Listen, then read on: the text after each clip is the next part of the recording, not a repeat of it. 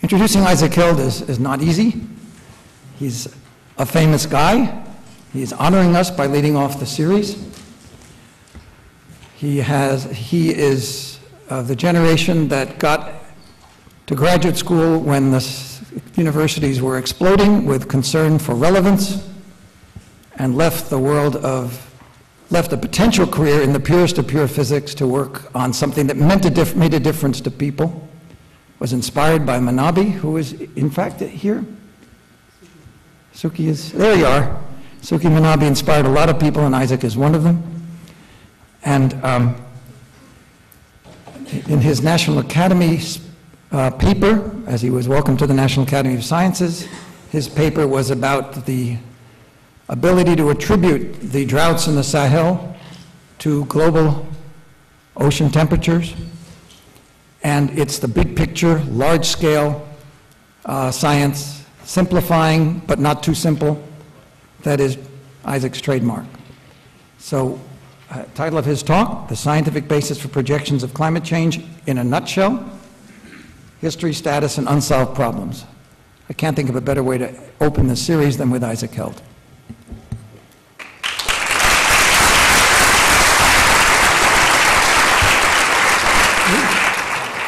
Thank you all for coming. I think it's safe to assume that we're all here for basically the same reason, including yours truly, that we're all trying to get our minds around this experiment that we're conducting on our planet by increasing the greenhouse gas concentration of our atmosphere and increasing its infrared opacity. How serious is this issue? How urgent is the need for action? I think every one of us is trying to, in our own minds, come to some conclusion about this centrally important problem. And the IPCC basically tried to provide the governments around the world and the public with some guidance to try to help us understand these issues.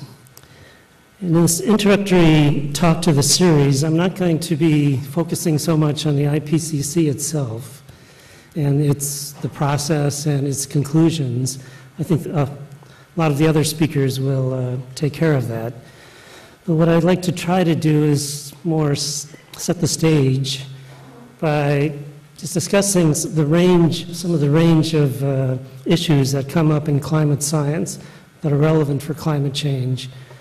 And this provides the background on which the IPCC had to navigate to try to find the appropriate issues and statements to focus on for the benefit of governments and the public.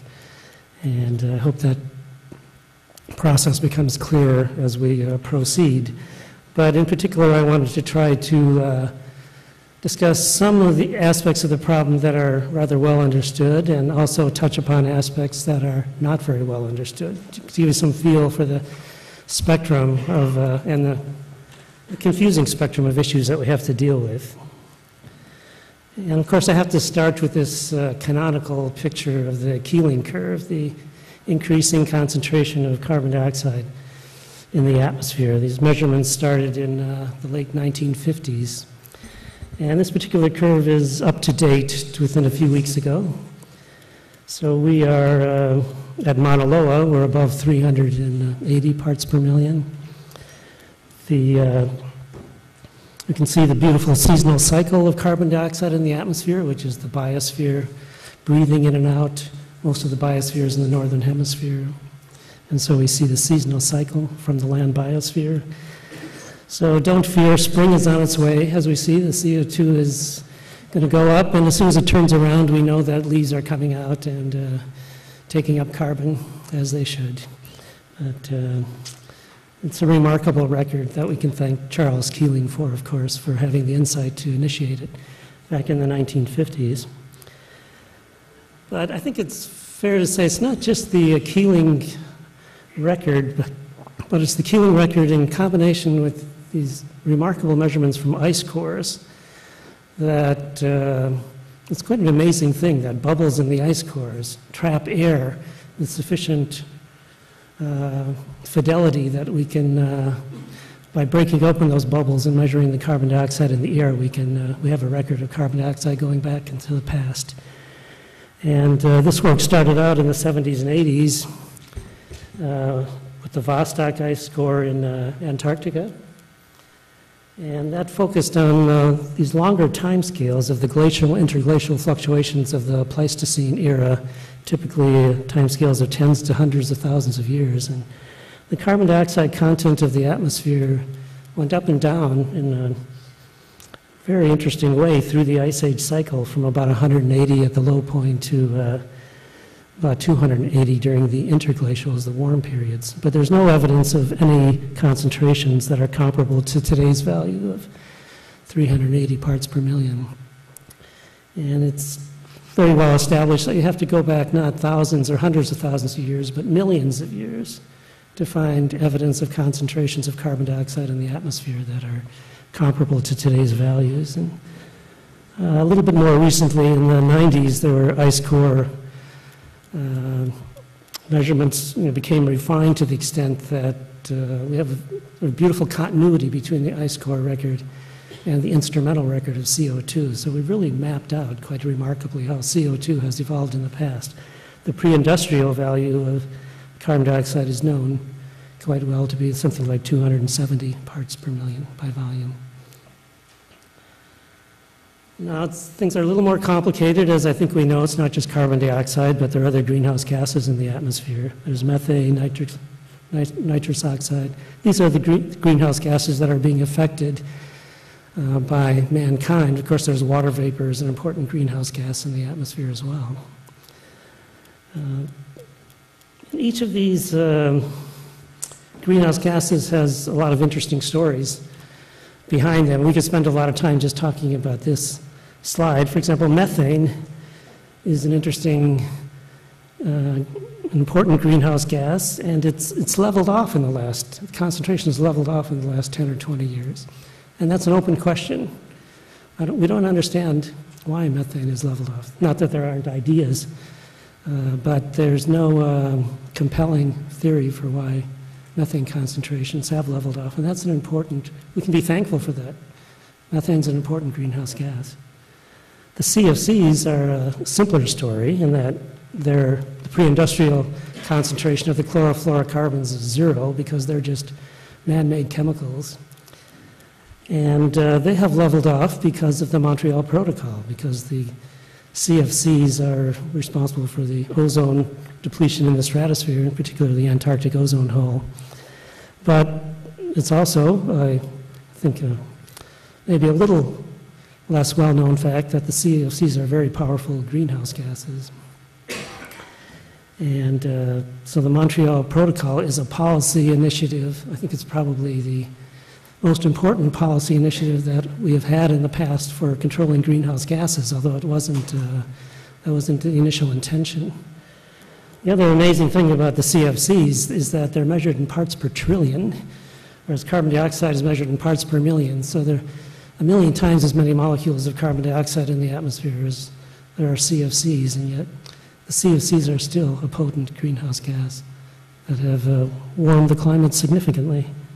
Let's just talk just for a second about the basic physics of the greenhouse effect, because I know the audience is diverse, and this is the way I learned to describe it from Suki Manabe back when I was a graduate student here.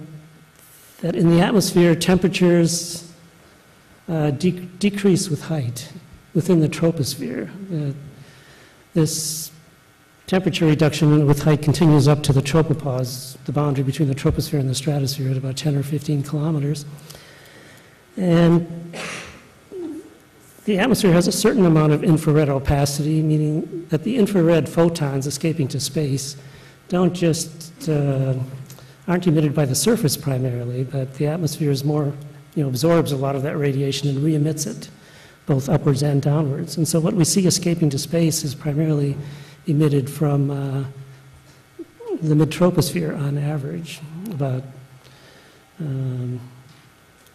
in this plot, so the average photon is emitted from about 6 kilometers height in the atmosphere. And when we make the atmosphere more opaque in the infrared, the photons that are emitted to space are emitted typically at a higher altitude.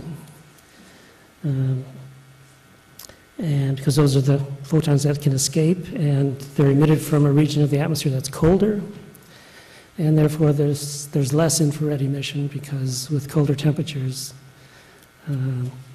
the emission rate decreases, and therefore there's a radiation deficit when we increase the infrared opacity of the atmosphere, and the atmosphere has to warm up in response to that radiative imbalance in order to try to restore balance. And so we talk about the radiative forcing due to an increase in greenhouse gases. First of all, that's the change in the energy balance that you get by just sort of imposing the change in greenhouse gases without letting the atmosphere respond. And then there's the response of the atmosphere to that change in the energy balance of the Earth. And we refer to climate sensitivity as sort of how much temperature response you get per unit change in radiative forcing. I'll be coming back to those terms in a moment. But well, here we're looking at radiative forcing, which is just the effect on the Earth's energy balance you get by just instantaneously changing the infrared opacity of the atmosphere.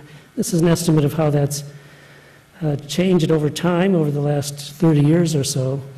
This is the radiative forcing estimated compared to pre-industrial levels. So by today, the estimate is we've increased the radiative forcing of the planet by about 2.5 watts per meter squared. Most of that is due to carbon dioxide, but in this plot we can find a cursor. Gives you some indication of the relative importance of carbon dioxide, methane, nitrous oxide, and the CFCs. So those are CFCs, parts per trillion in the atmosphere, have had a significant contribution to the anthropogenic greenhouse effect. Quite remarkable. I'm going to come back to the CFCs later in the talk, hopefully, if we have time. And there's been an interesting leveling off. I won't say leveling off, but say, first of all, most of the increase in the last 10 or 20 years is due to carbon dioxide, because methane has leveled off and the CFCs have leveled off. And the rate of increase of the total radiative forcing, however, has decreased a little bit since the pre-1990 period, and that's almost all exclusively due to the fact that the methane and the CFCs are no longer increasing. So we can be thankful for small things. Okay, that's the greenhouse gas part of the story. Now how about temperature? And here we have a slightly more complicated picture. Temperature is intrinsically harder to measure than carbon dioxide, just because carbon dioxide is well mixed in the atmosphere. So you can go to Mauna Loa and measure it, and you get a number that's relevant for the global distribution of CO2, and temperature doesn't have that character, and so you need a lot of temperature measurements to get a feeling for how the Earth's temperature is evolving in time. And on the upper left, we have a temperature record over the satellite era, which started flying satellites in the late 1970s, basically. And on that plot, don't worry about the details, are both satellite measurements of temperature near the surface in the atmosphere and just thermometer measurements of the surface temperature. They agree very well. You may hear about some controversies about the temperature record, and a lot of those controversies relate to differences in the slopes of these lines. It's pretty subtle. I mean, basically, all of our temperature records agree pretty well. Now, if you go back in the pre-satellite era, there's this classic picture. You've probably seen pictures like this of the warming over the last century and a half. It hasn't been completely monotonic. There's been a few ups and downs. And one down that's often discussed is this cooling, slight cooling that occurred from the 40s to the 60s. And so there's some interesting structure in the temperature record. This is also very robust. This has been looked at over and over again over the years. And as we go back further in time, say over a millennium, this is 2 millennia in the lower right, things get a little fuzzier and a little more controversial. There's a general impression, and I think consensus, that the present temperatures are warmer than anything that has been experienced over the last 2,000 years. And the rate of increase in recent years is faster than anything that we've seen. But there are these low-frequency variations in temperature for which we have some evidence. It's not very conclusive, that we refer to as Little Ice Age during the period of the 16 to 1700s, 1800s, and the medieval warm period around 1000 AD. And it would be lovely if our temperature record were as precise as our record for the greenhouse gases. I doubt that it will ever be, and I think we just have to struggle with the situation in which our information about temperatures, at least on this centennial to millennial timescale, is going to remain relatively fuzzy. Now, here's the central problem that the IPCC faces. Of course, many other things are discussed in the IPCC report, but I think this question is the center around which everything else revolves. And it's basically this: what caused the 20th century warming? Was it due primarily to the increased greenhouse gases that we just saw? Was it forced by something else? Or was it conceivably just an internal spontaneous fluctuation of the climate system, like the weather, that just happens on its own, that wasn't externally forced by anything in particular? Well, the claim is that our understanding of the climate points very strongly to number one as being the answer to this question. That warming in the 20th century was primarily forced by greenhouse gases. And the IPCC has taken on the task of, in particular, evaluating this claim and communicating the level of confidence that we have in it to the governments and the public. And I think that'll be discussed in future lectures in this series, but let me just give a little indication of some of the pieces of evidence. I should say, before going to that, I think the final analysis is an expert judgment. There are no precise theorems in this business. Everything is complicated. There are a lot of disparate pieces of evidence that have to be brought together. So fundamentally, what we end up with is expert opinion on these issues. And here's some pieces of that puzzle that I think are especially important. And one very crucial piece of information is that through the work of a lot of people, including, for example, Sid Levitas, who used to be at our laboratory, and that we have these analyses of how much heat there is in the oceans, which is basically the average temperature of the entire ocean body of water, not just the surface temperature, but the average temperature of the ocean, which is a measure of the heat content, the total energy content of the oceans.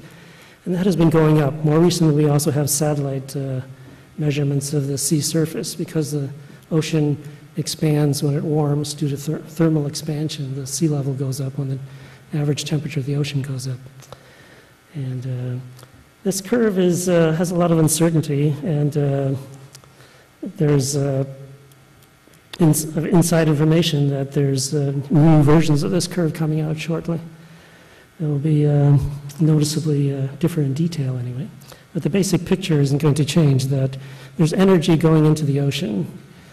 The ocean has more energy on average. And the atmosphere has very little heat capacity on these time scales. So if there's energy going into the ocean, that means there's energy coming into the atmosphere at the top of the atmosphere. The energy that comes in at the top of the atmosphere on these time scales basically goes into the ocean, because the atmosphere just can't hold energy, a significant amount of energy.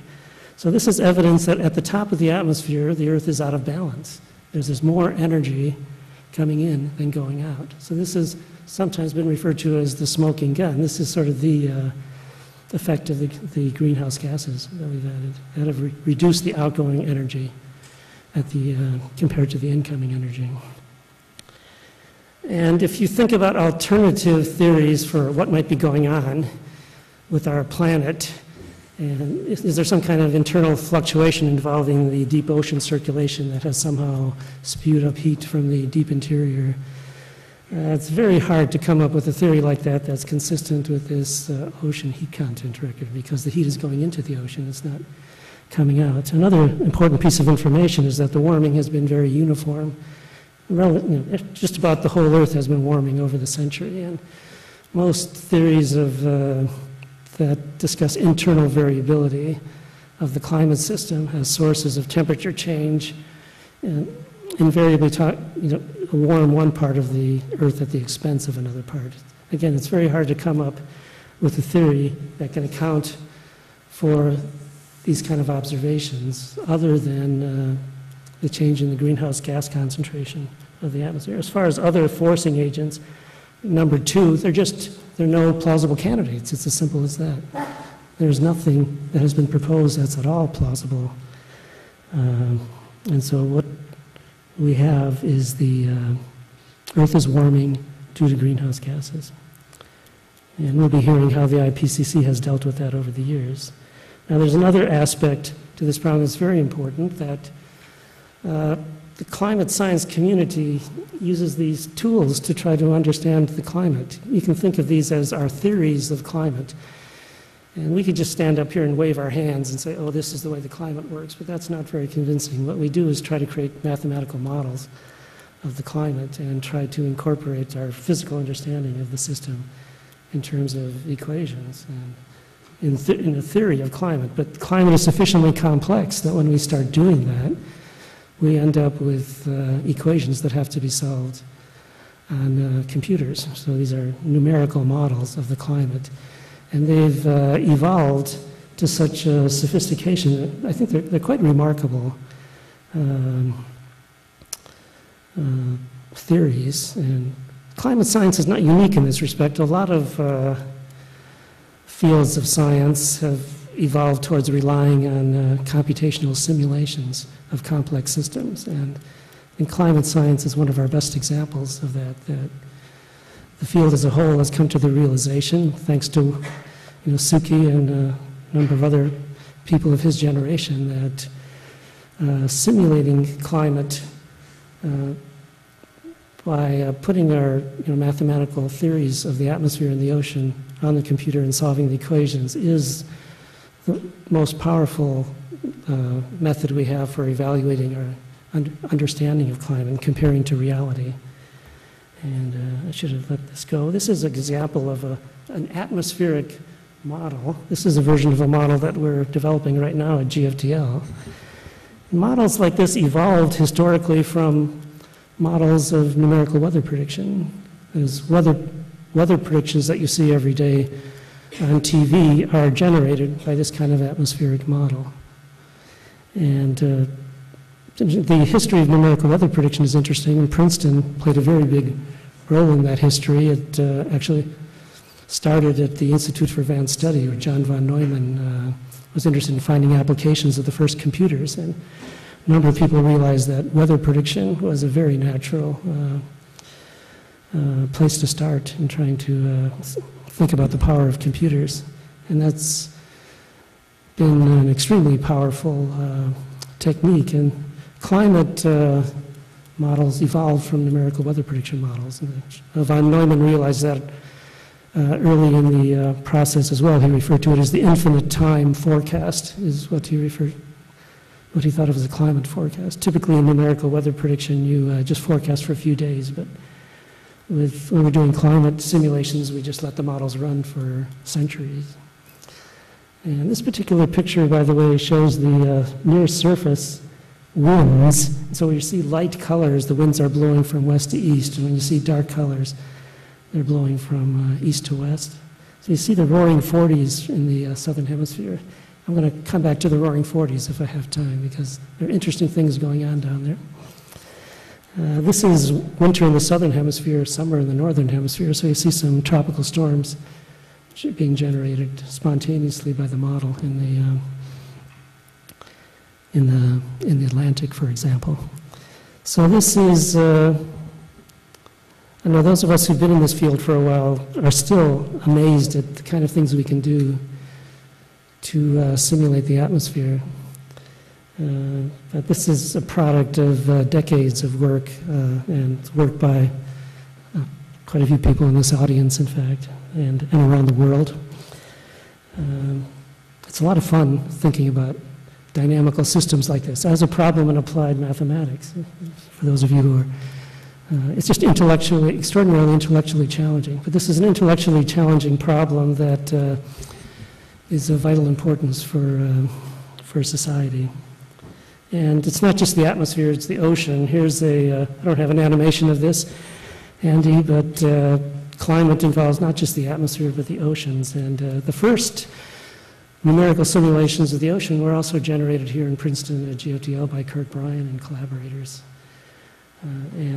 These simulations have evolved quite dramatically in recent years. On the right, we see a snapshot of a simulation of ocean currents that Bob Hallberg here and Nand have been working on.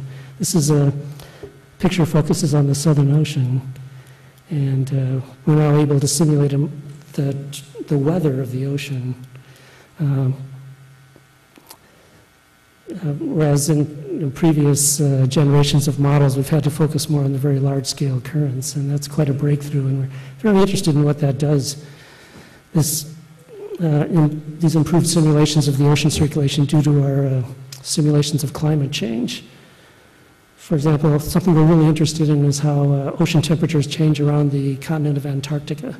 That's crucial because it's thought that Antarctica won't melt very easily from the top because it's so cold on the surface of Antarctica. But the West Antarctic ice sheet in particular could be sensitive to melting from below if the oceans around Antarctica warm. And understanding how heat is mixed by the turbulence in the ocean is crucial to trying to estimate that. And some of us are a little worried about that maybe our current models are underestimating the amount of warming that might occur around the circumference of Antarctica. Little sidelight. Our models are capable now of simulating El Nino. I think most of us are familiar with the El Nino phenomenon. If you look at how climate varies on timescales of 1 to 3 years, the dominant phenomenon that occurs in the atmosphere and the oceans is what we refer to as El Nino, or the Southern Oscillation. And it's the source of the phenomenon is in the Pacific Ocean, but it has worldwide repercussions. And it's been an advance in the last 5 or 10 years that our climate models, our coupled atmosphere-ocean simulations of the climate, are now spontaneously generating El Nino variability of a very realistic character.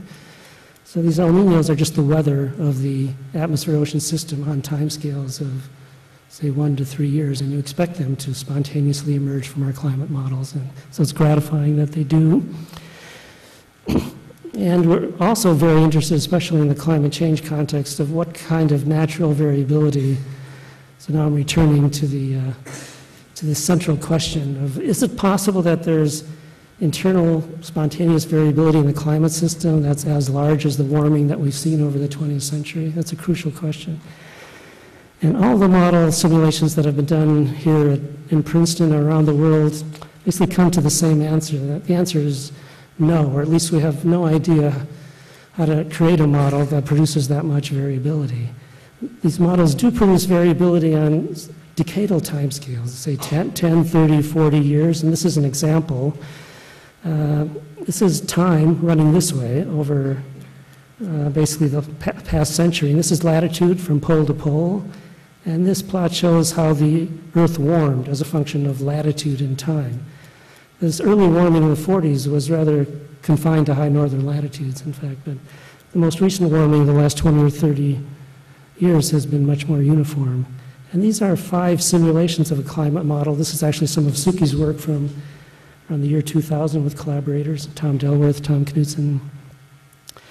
And these are 5 realizations. It's like rolling dice. You start with some initial condition back in the middle of the 19th century. You perturb it a little bit, and the system evolves in very different ways. And these are just 5 initial conditions. And you see that rather different things happen on timescales of 10 or 30 years, and especially in high northern latitudes. This particular simulation looks quite a bit like the observations. These 4 simulations look rather different, but they all warm if you look at century-long trends, they all warm in essentially the same way. They all produce warming of the same character in the last 30 years or so. So there is some variability on decadal timescales, but it's about an order of magnitude too small, according to current theories, to explain the 20th century long trends as due to internal variability. So that's a fundamental piece of information that if, there are no proofs in this business, no mathematical proofs, but we just have no idea what a climate model would look like that would produce spontaneous variability of that magnitude. So we're left with the only explanation we have is greenhouse gases. Now there's a problem here, and this is as an introduction to some of the uncertainties we have, and that when we talk about how sensitive the climate is to changes in radiative forcing, we're unable to be very quantitative. It's unfortunate. Yes, quite often we talk to get everyone on the same page about how much the global mean temperature will increase if we double the carbon dioxide content in the atmosphere. And that number has been elusive. And why is that? And it's as if there's a little bit of a conspiracy going on, that nature has conspired against us a bit, because it's a combination of two problems. One is that over the 20th century, greenhouse gases are not the only thing that's been going on. And in particular, there have been significant changes in the aerosol content of the atmosphere. Aerosols are just particles in the atmosphere. And there's a lot of those particles are due to what we typically think of as pollution. And these particulate distributions tend to be rather local, but they have global effects. And a lot of these particles are anthropogenic. And our understanding of what those concentrations were over time and what effect they have on the climate is quite uncertain. And I'm sure you'll hear more about this if you attend the next lecture in the series from Dr. Ramaswamy. Aerosols have a cooling effect, and so they've masked we believe they've masked some component of the warming during the 20th century. It's very hard to be quantitative on exactly what fraction of the warming has been masked in that way. And it's that fact, I think, more than any other, that prevents us from just using the 20th century record to empirically understand how sensitive the climate is to a change in forcing.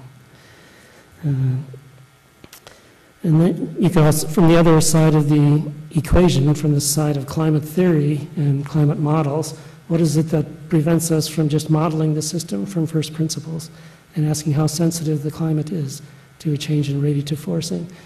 And the answer, I think, is very simple, oversimplifying a bit, but it's clouds. The cloud distribution of the Earth is just a recalcitrant problem. It's very hard to simulate. It's just a complex problem. You can sort of get a feel for that just by looking out your airplane window at the variety of cloud shapes that occur in the atmosphere. But how is the cloud field of the Earth going to change as the climate warms? It's still an unsolved problem.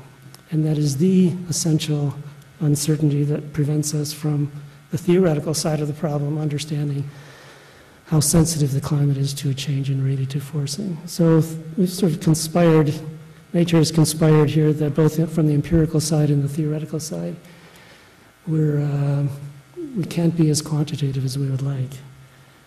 And there's an example of some recent calculations at our laboratory just illustrating that. Illustrates this, a statement. Here I'm showing one statement from the summary for policymakers from the latest IPCC report. It says it's likely that increases in greenhouse gas concentrations alone would have caused more warming than observed because volcanic and anthropogenic aerosols have offset some of that warming. And that statement is actually fundamental to the quantitative aspect of the IPCC predictions, and so we have to take this seriously. And this is how much over-prediction we get from greenhouse gas onlys from our most recent attempt at simulating the climate at our laboratory. The black curve is observed, And this is a set of, again, of simulations, 3 different simulations with one of our climate models. So we get an over-prediction of roughly 30% or so of the warming. So in this model, that about 30% of the warming has been masked, and as the aerosols drop out of the atmosphere, aerosols have a very short lifetime. So if you reduce the source of aerosols, they immediately drop out of the atmosphere, and the warming has the potential to accelerate because of that. Our model is typical of many others around the world, that if you include aerosols in what seems like a plausible way, even though we have big error bars on those estimates of the aerosol trends, you can fit the observed temperature record quite well, but the bottom line is that you can fit the 20th century record about as well if you, for example, include stronger aerosol forcing, but construct a model that has higher climate sensitivity, perhaps by treating clouds, simulating clouds in a different way. So there's a trade-off. You can simulate about the same 20th century temperature record with stronger aerosol forcing, which gives you cooling and higher climate sensitivity to greenhouse gases, or with smaller aerosol forcing and lower sensitivity. And that's one of the fundamental uncertainties we have. So we're making progress on clouds. This is a recent model, again, this is what clouds look like in one of our climate models. And this is actually the outgoing radiation escaping to space, the infrared radiation.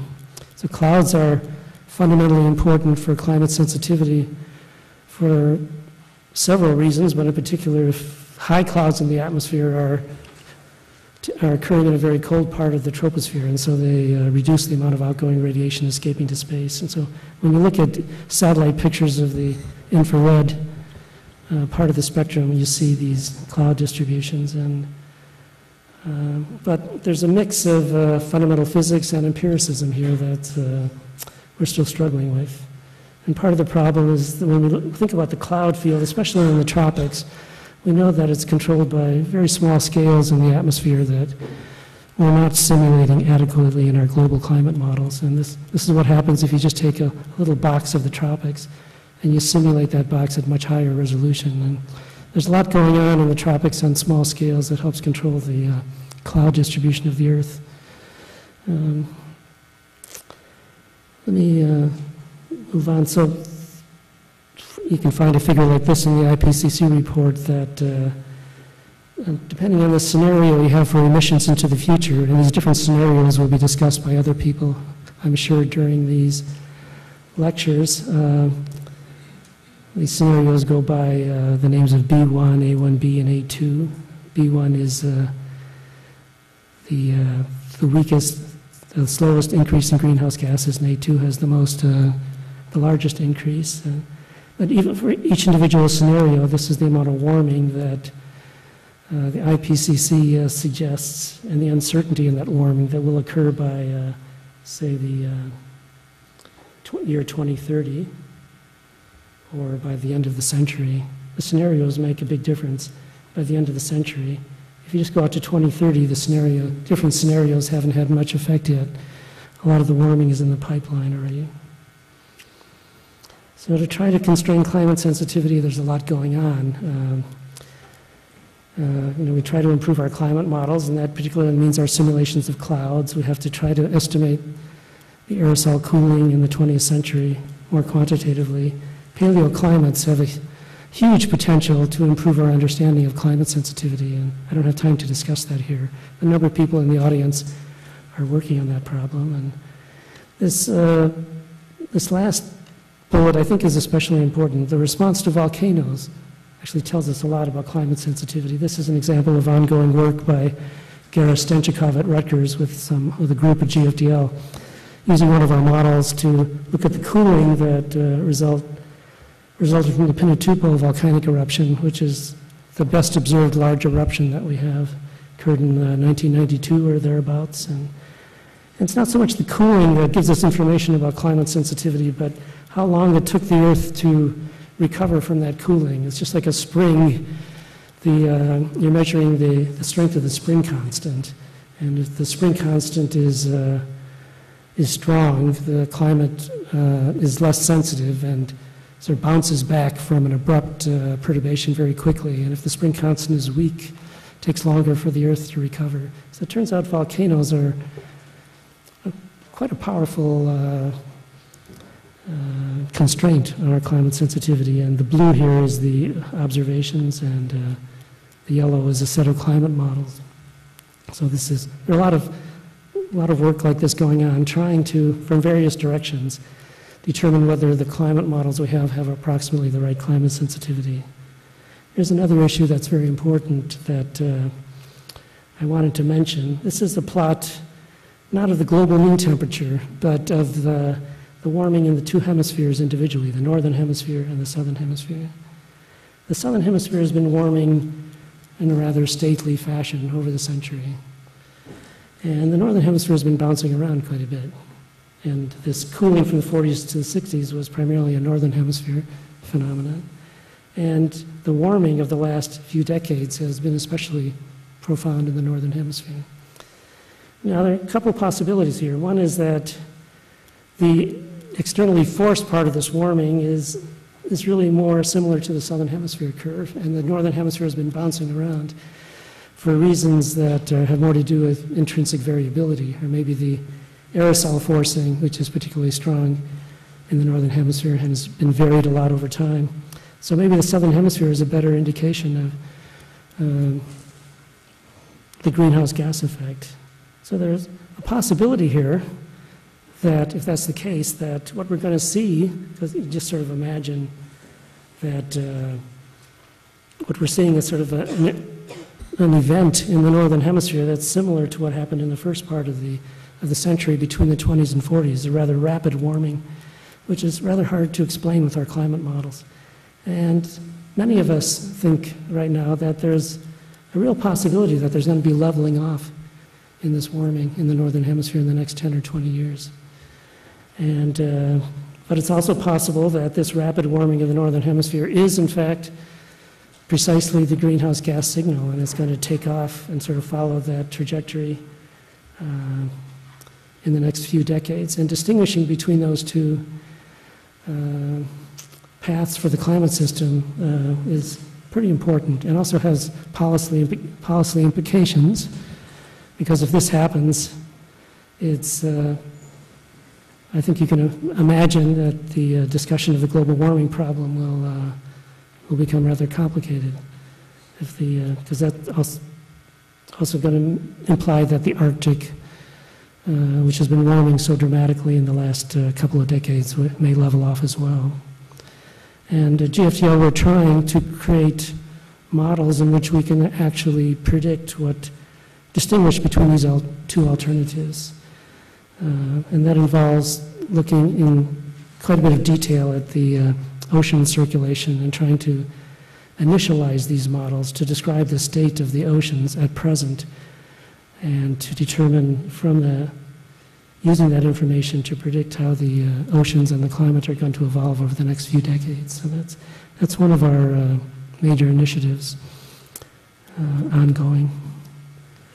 Now, I want to talk a little bit about the hydrologic cycle. Right now, I want to give you a couple of examples. I don't know how much time I'll have, but of uncertainties. And all these uncertainties involve regional aspects of global warming. We have a fairly consistent picture emerging on the global scale, but when we focus down on particular regions and there are a lot of interesting things going on in different regions, and it just becomes harder and harder to, as we'll see, to attribute what's going on to global warming in a definitive way, although we suspect there is a global warming component to many of these phenomena that we're seeing around the world. And I want to talk a little bit about the hydrologic cycle, because many of the effects of global warming that we talk about, that we worry about, are not so much the temperature, but they're the effects of the temperature increase on water in its various, on the hydrologic cycle. I've summarized three themes related to climate change and the hydrologic cycle, which I think are the essence of what happens on large scales, at least, and that we've sort of just summarize a lot of research on this problem.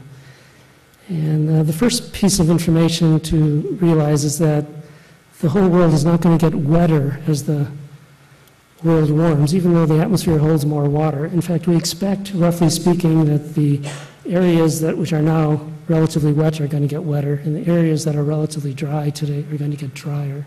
So the dry get drier and the wet get wetter. Another theme when we think about the hydrologic cycle is that the relatively dry subtropics in the atmosphere are expected to expand poleward. This is a result of our climate models, and as we'll see, this expansion seems to be happening in both hemispheres. A third theme, which we may have time to talk about, it's very relevant for Africa, is that the tropical rain belts will tend to move towards the hemisphere that warms the fastest. So let me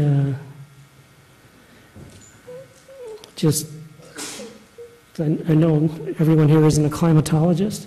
What does the distribution of rainfall look like over the Earth? And this is not actually a schematic, but you can think of it as a schematic. What it actually is just taking our simulations of the Earth's atmosphere and simplifying the lower boundary condition, taking out the oceans and the mountains and just creating a simpler Earth that has a climate that's symmetric around latitude circles. It's just much easier to think about and to test simple hypotheses for how the Earth is going to evolve in time if we ignore some of the complexities of the actual land surface before we tackle that extra source of complexity. And what's happening in the Earth's hydrologic cycle is that there's evaporation, this red curve, which is mostly in the subtropics. This is pole to pole. It's a function of latitude. And the precipitation, on the other hand, looks like this black curve, that the subtropics are relatively dry because a lot of that water vapor that's evaporated is sucked into these intertropical convergence zones. Whereas in mid-latitudes, we have a lot of rainfall in the mid-latitude rain belts. And as with the seasonal cycle, the tropical rain moves north and south, and these mid-latitude rain zones also move north and south. An interesting climatic regime is what we call Mediterranean climates, which is you can think of as the sort of northern margin of the subtropics, which get most of their rain from the wintertime movement of the rain belt equatorward into the region.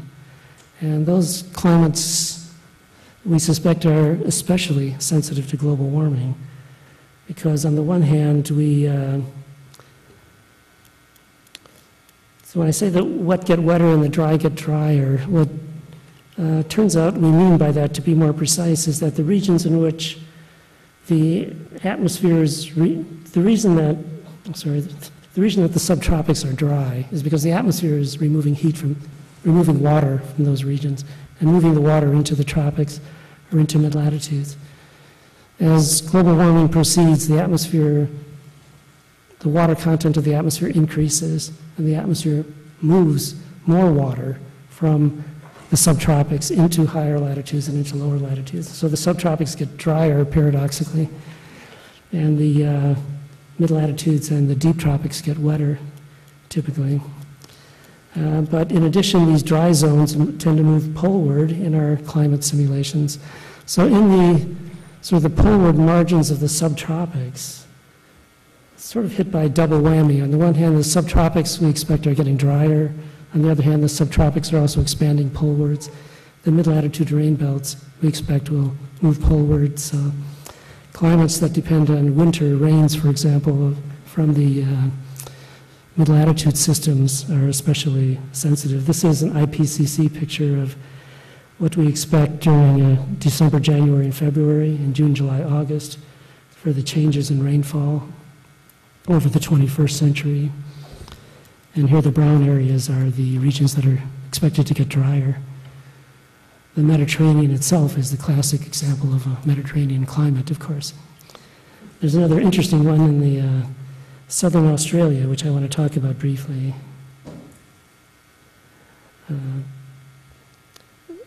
The situation in Australia is very interesting. If Australia were not a developed country, I would say it would be bordering on catastrophic.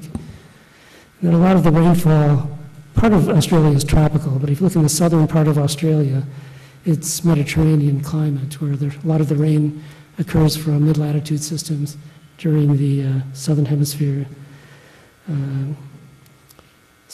winter, and climate models, consensus of the world's climate models is predicting rather dramatic drying of Australia over the next century. But that drought in Australia is already occurring, and if you just Google around a bit, you can find rather dramatic statements to the effect that Australia's drought may be permanent.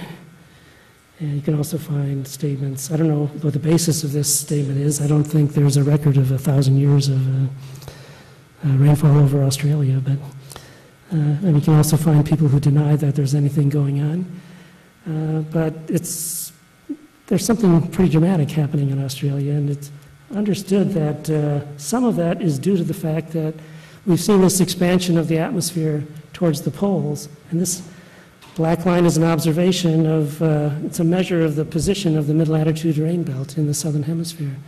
And it's moved several degrees poleward according to these observations. It's called the roaring 40s that we saw in this earlier picture. And is that global warming? That's a pretty important question. Turns out to be more complicated than that. This is an example of what happens when you start looking more regionally and trying to understand what's going on locally and what the confounding factors are. It turns out that an alternative hypothesis exists, and that at least part of this poleward expansion that we're seeing in the southern hemisphere is actually a response to the ozone hole and not entirely to global warming. It may very well be that about half of this poleward expansion is due to the ozone hole and half to global warming.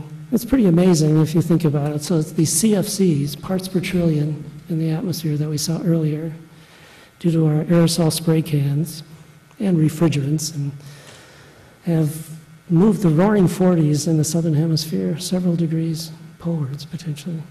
It's hard to get your mind around that. And what's the evidence for that? Is that if you go back to these our model simulations of this, our models can reproduce this poleward shift reasonably well. And that gives us, if we believe those models, an opportunity to manipulate them and try to understand what's causing that shift. And in our model and another number of models around the world, we find that it's mixed. Part of that shift is, in fact, due to the ozone hole, according to our models. And part is due to global warming. So what happens in the future? Well, it's still uncertain, because we're pretty sure the ozone hole is going to heal itself in about 50 years' time as the chlorine content of the stratosphere drops down due to the reduction in emissions of chlorine.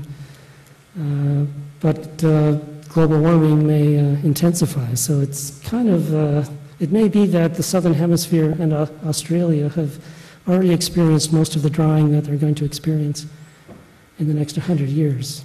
But it's also, if you look at our model in particular, the global warming winds, there's continued poleward expansion through the 21st century in our model, despite the fact that the ozone hole is healing itself. So that's an example of the kind of complexity that arises.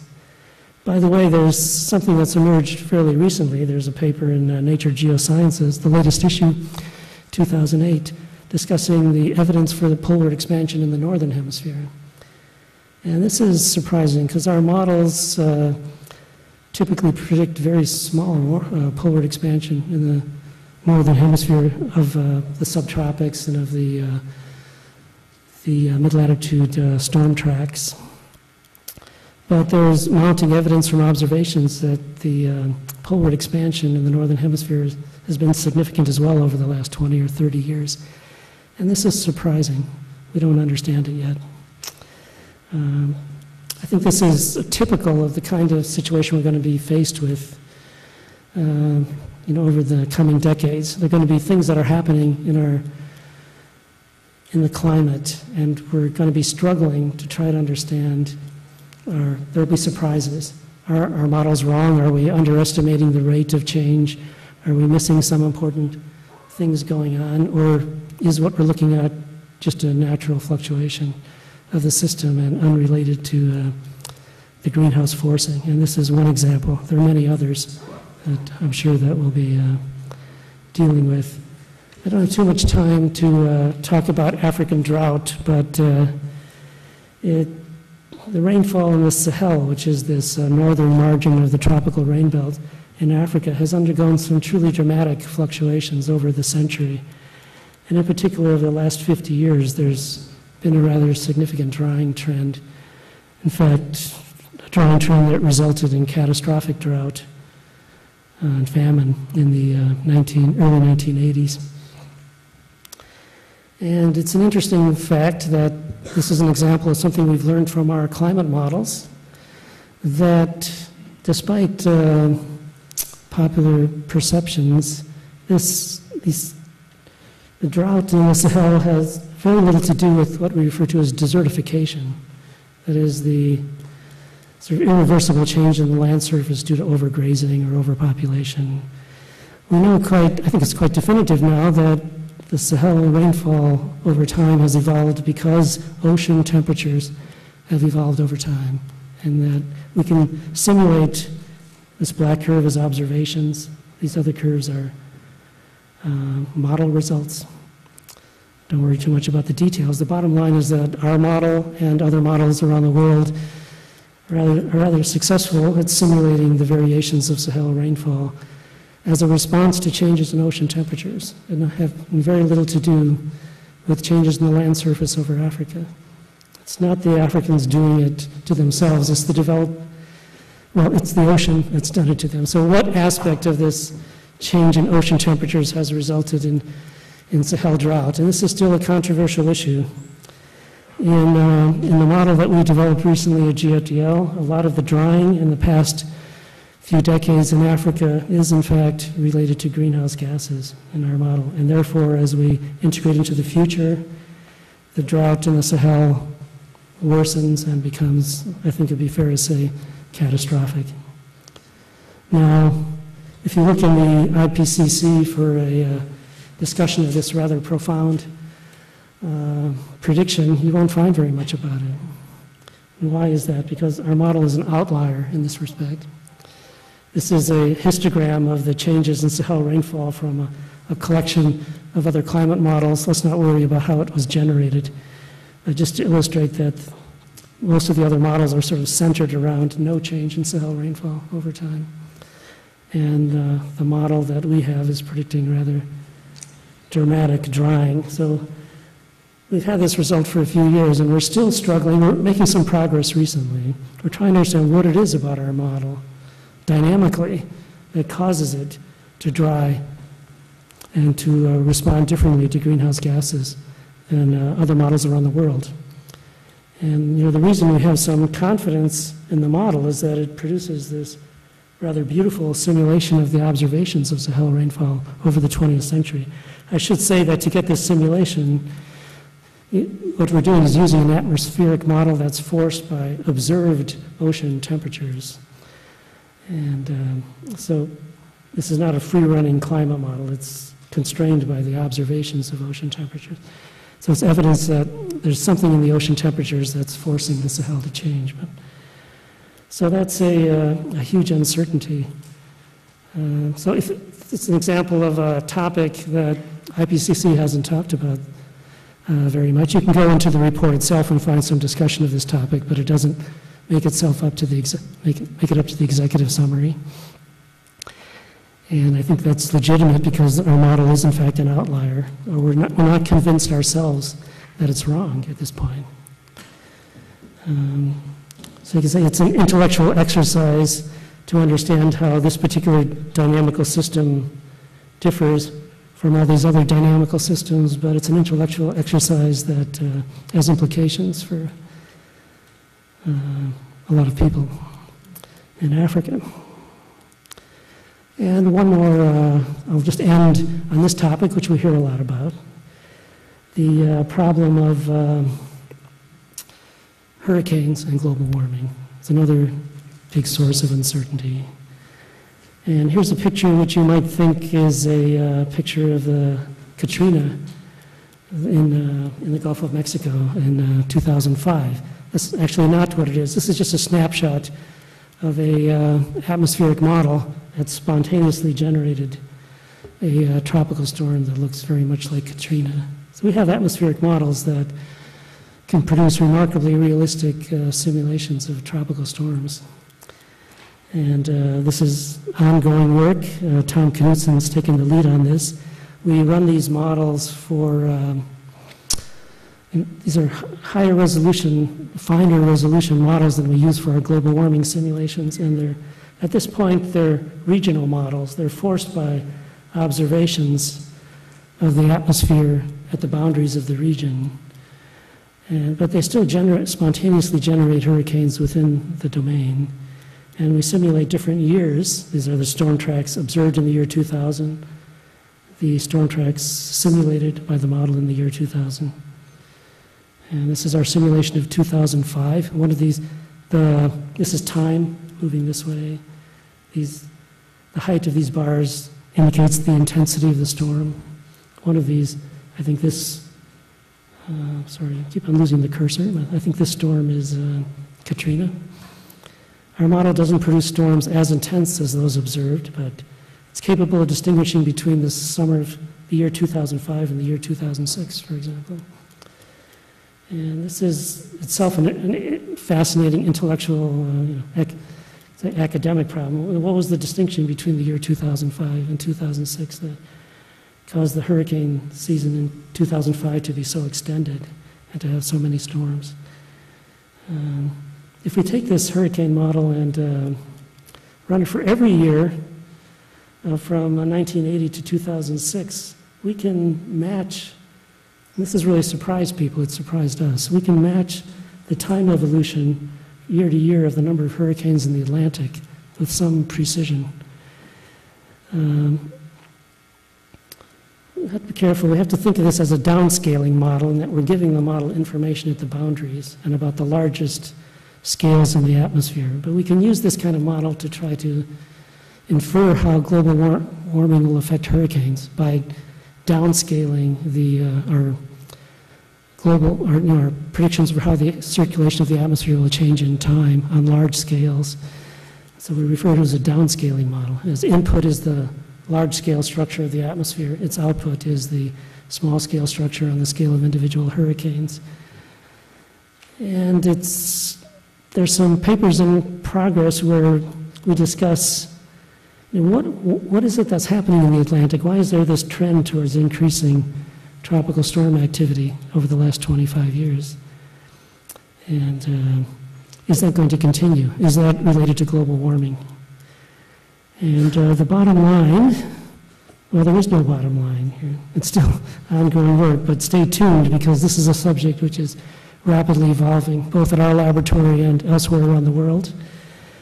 Just to give you a glimpse of where we're headed, we think the conclusions will probably come down something like this, that there will be more intense hurricanes in the future, most likely. They'll definitely have more rainfall associated with them.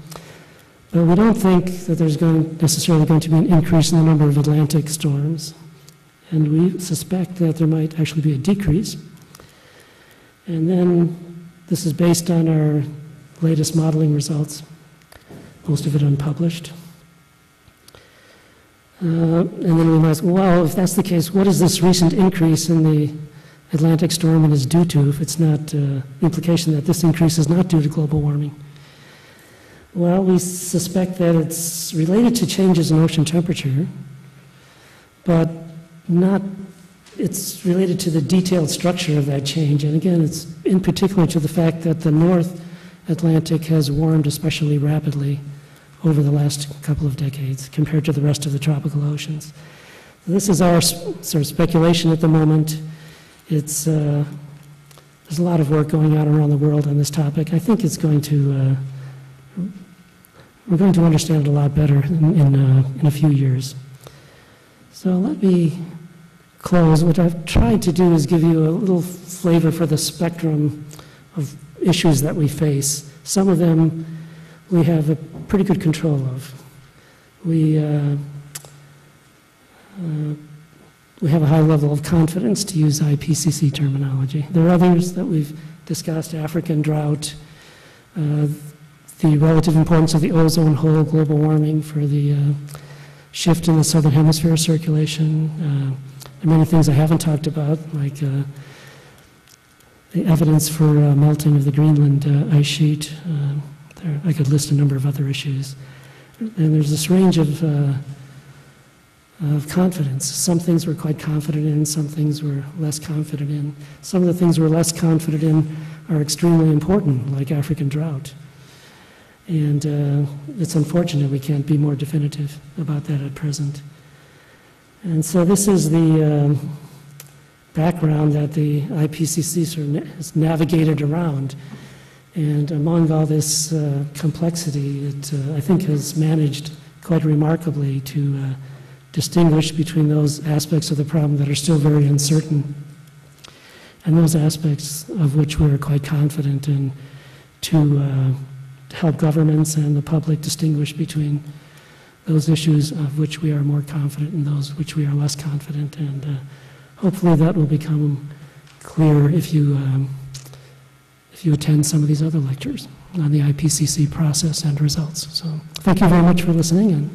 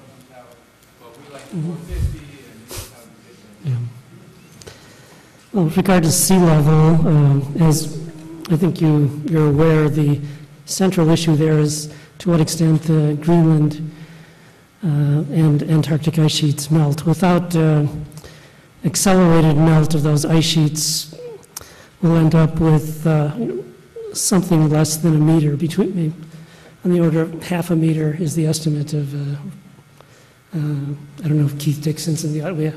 There are experts in the audience on these issues, and so I'm always feel a little awkward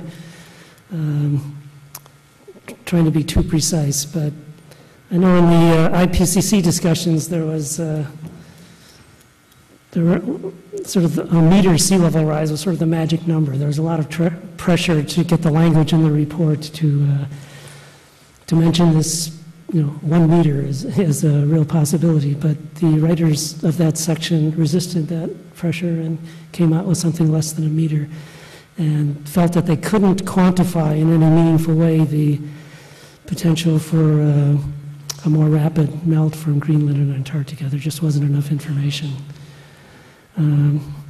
I think it's fair to say that there's more concern in the glaciological community about West Antarctica than there is about Greenland, just because its base is below sea level, and it's potentially more sensitive to melting from below. And I think there are some significant uncertainties related to the oceanography around Antarctica and the ability of our current climate models to quantitatively estimate how much warming is going to occur there. So I worry some about West Antarctica. Of course, there's a lot of potential for melt there, and I'm not a glaciologist, but it's certainly, the estimates could rise significantly over a meter over the next century if the ice shelves around Antarctica are affected by warming of the oceans. So it's very much an open question. I think it's probably fair to say the consensus is that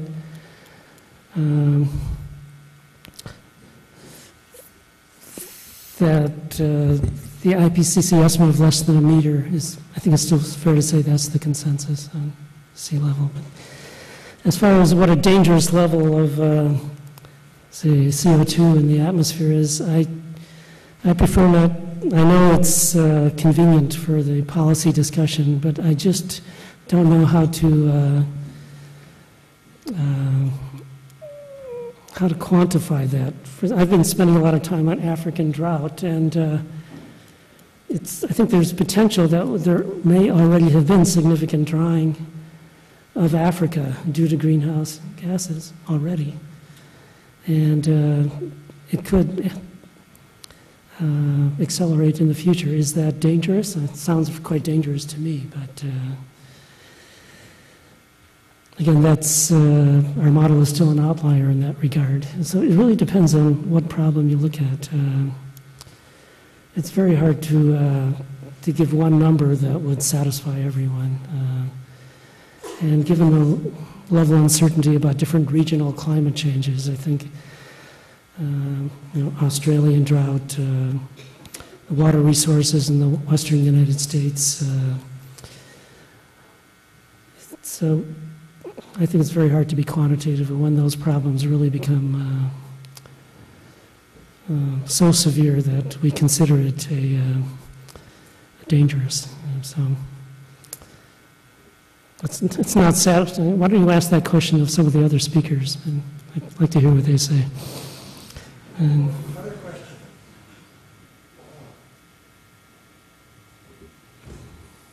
The rate of melting of Arctic ice, that seems to be happening faster than Yes. predicted. And Right. it's for good pictures and that sort of thing, but quantitatively, is the albedo change there important feedback in the global picture? Is Mike Winton here today? There he is. Mike's just written a paper on that subject. Why don't you respond, Mike?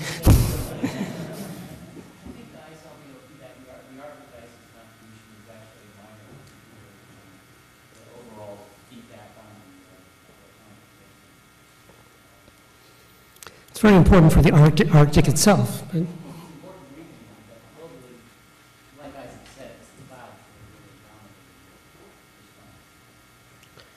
But the Arctic melt that we saw in the last summer was quite extraordinary, and it was not anticipated by the models. And so it's a good example of this kind of question that's going to reappear over and over again. Is that a sign that the sea ice in the Arctic is melting more rapidly than we anticipated, or was it just a statistical fluctuation?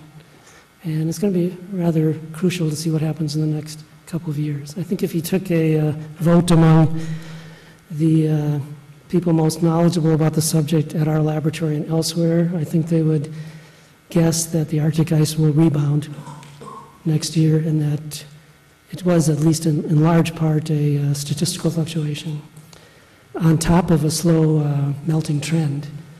And one possibility, for example, is that as the ice melts, it becomes more reactive and responds more dramatically to sort of anomalies in the atmospheric circulation. So as it gets thinner due to global warming, we may see much larger variability in the Arctic ice, and that might be part of it. Making the first two questions, the Arctic does melt, early ice. Is there feedback on the greenhouse ice?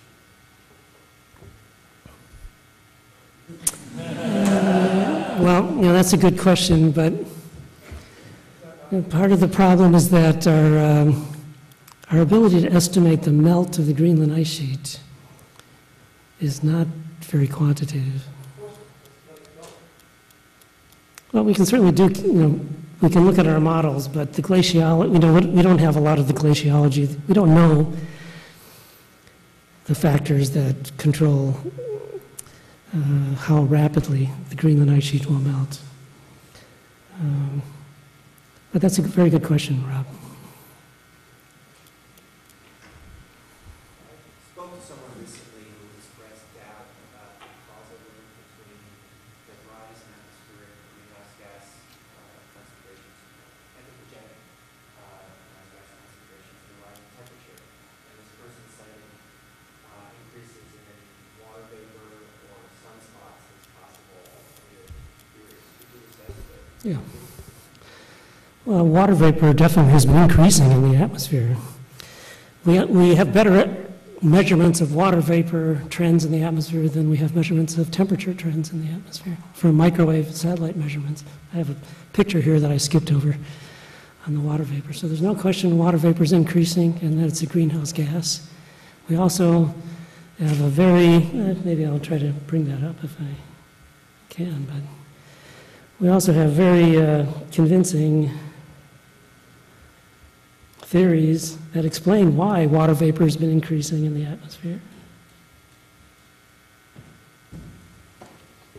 This is work of Brian Soden, who was originally at our laboratories, moved to the University of Miami, comparing microwave measurements of the total amount of water vapor in the atmosphere, that's the black line, with our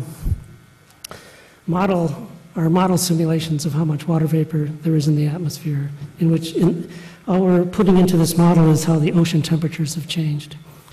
So we can predict how much water vapor there is in the atmosphere from the ocean temperature. There's no mystery there. So the reason the water vapor in the atmosphere increases is because the Earth is warmed. It is an important greenhouse gas. It does contribute to climate sensitivity, but there's no mystery there. It's a response to the greenhouse gases. It's not a forcing. And as for sunspots, if you, I don't recommend this, but if you meander around the internet and try to, to teach yourself, try to understand the global warming problem by looking around the internet, it's pretty depressing. And one of the things that you see is that the recent warming is solar related, or sunspots. Over the last 20 or 30 years, we've had satellites which give us beautiful measurements of the solar flux, and there's no evidence that anything has happened on the sun that's relevant for the recent warming.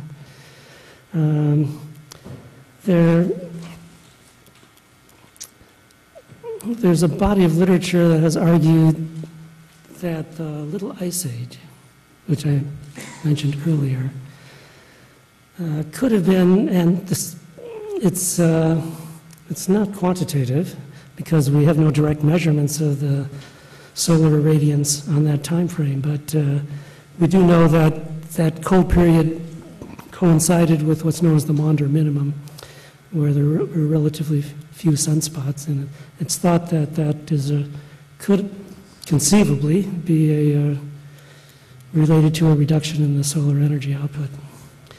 And so there's a body of literature that tries to relate the Little Ice Age to changes in the sun. I would say understanding of climate change on the centennial to millennial timescale is very poor.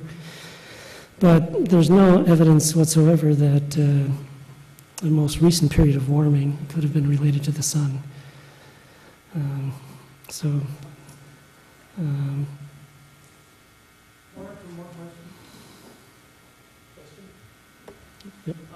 Yeah, you said that said that the oceans were warming. I could point you at a paper for almost every graph you put up there that disputes it. So I felt it was somewhat dishonest to put all this up and say it was as it was, because literally every graph after the Mauna Loa data, I pointed something disputes it. But in particular, you said that there was no explanation for the oceans warming other than the earth warming. And Lindzen specifically says in a number of published places that an explanation, if the earth is warming, is that the seas are not in equilibrium and warmth is just coming out of the ocean. How would you answer that? Well, first of all, I'll say, Dick Lindzen is a good friend of mine, and I was a postdoc under him at Harvard for several years. Okay. Dick Lindzen's a good friend of mine. We talk about this occasionally. I was a postdoc under Dick at Harvard for a couple of years. And I don't recall him ever saying anything at all similar to what you just said about the oceans giving up heat. Right? Okay, if you could do that. Sorry? I'm Eric Bowell. I'm a physicist. Okay.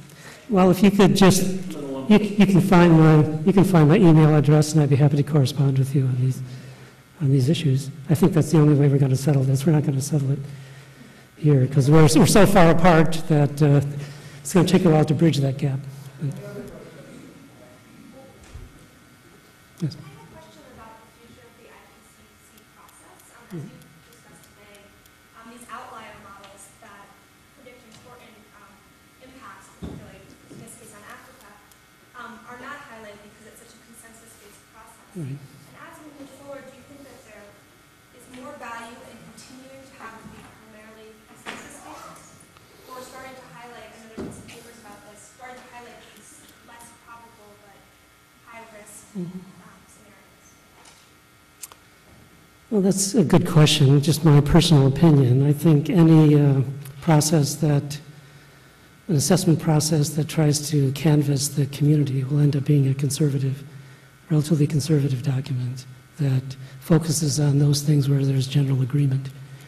And I think it's just hard for any process that involves a large group like that to come to any I think the process is less useful when it deals with less certain parts of the problem.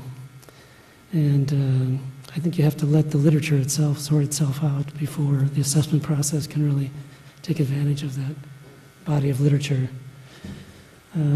So I think any international assessment process like the IPCC, however it evolves, will end up being relatively conservative by its very nature.